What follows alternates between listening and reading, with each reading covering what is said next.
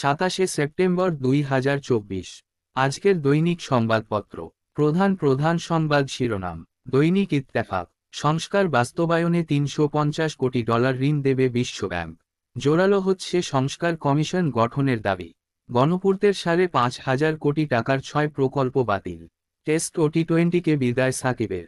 দৈনিক যুগান্তর। নির্বাচন প্রসঙ্গে বিএনপি সহ বিভিন্ন রাজনৈতিক দল দ্রুত রোড ম্যাপের তাগিদ। নিউ ইয়র্ক টাইমসের অনুষ্ঠানে ডক্টর ইউনূস।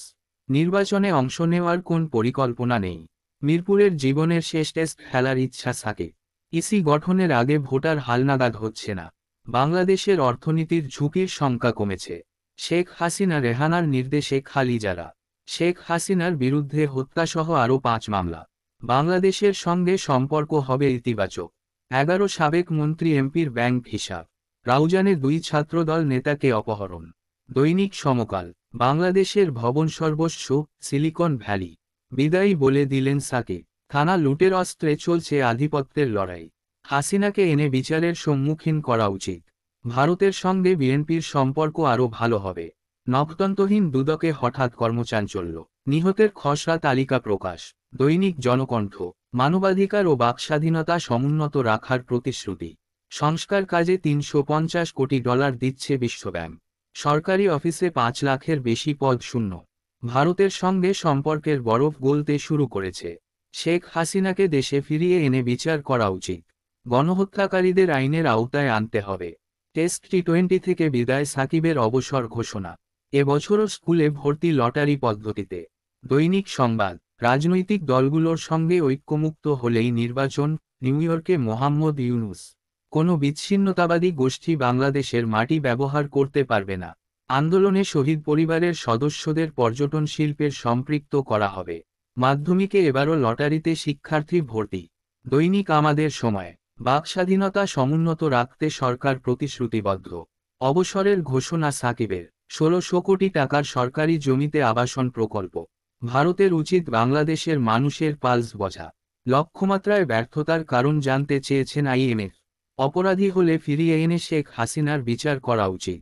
রাজধানীতে দিনভর বৃষ্টি জলবদ্ধতা ভোগান্তি। দৈনিক দিন। শেখ হাসিনাকে ফিরিয়ে এনে বিচারের মুখোমুখি করা উচিত। ভারতের সঙ্গে সম্পর্কের বরফ গলতে শুরু করেছে। উৎপাদনে স্বস্তি ফিরেছে শিল্পাঞ্চল আশুলিয়ায়। বন্ধ 17 কারখানা। প্রথম চালানে ভারতে গেল 18 টন ইলিশ। দিনভর বৃষ্টিতে জলবদ্ধতার ভোগান্তি। ডেঙ্গুতে আরও 3 মৃত্যু, শনাক্ত 829 জন। দৈনিক কালের কণ্ঠ। ডলার জোগাড়ে ইউনূস কারিশমা। 475 কোটি টাকা ব্যয়, তবু কাজে লাগেনি প্রশিক্ষণ প্রকল্প। পুকুর দখল, চাল সিন্ডিকেট ও কমিশনকাণ্ডের দানব। দুর্বল ব্যাংকগুলো 19,500 কোটি টাকা ধার পাচ্ছে। দৈনিক ইনকিলাব। তিস্তা মহাপ্রকল্প শুরুর দাবি। জাতিসংঘের ডক্টর ইউনূসের মঞ্চে আওয়ামী লীগ কেন? অপরাধী হলে হাসিনাকে দেশে ফিরিয়ে বিচারের আওতায় আনা উচিত। যানজট পানিতে স্থবির ঢাকা। ইলিশের প্রথম চালান বেনাপোল বন্দর দিয়ে গেল ভারতে। দৈনিক আজকের পত্রিকা। সাকিবের শেষ কথায় কানপুর নাকি মিরপুর। সিআইবি রিপোর্ট বদলাতে পারবে না ব্যাংকগুলো। ভারত বিএনপির সম্পর্কের বরফ গলছে।